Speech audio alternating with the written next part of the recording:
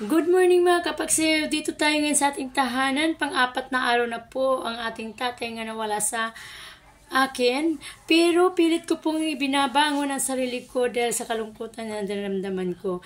Alam mo niyo, minsan ako ay naging masaya kapag may mga kaibigan na punta, may mga kausap na kumare, at mga kapitbahay, maging masaya ako.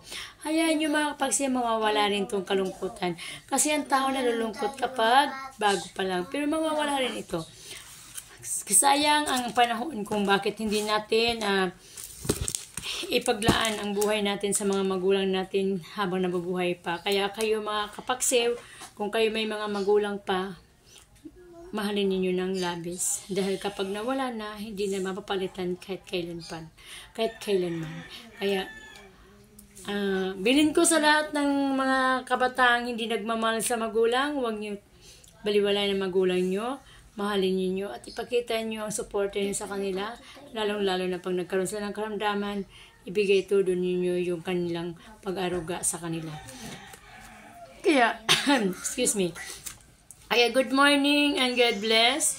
Today is Saturday, December 6, 2025. Paalala lang po sa lahat ng mga kabataan at mga anak na walang pagmamahal sa magulang, huwag niyo pong gawin yun. Ang magulang ay kailanman ay hindi pwedeng palitan. Thank you very much and good morning.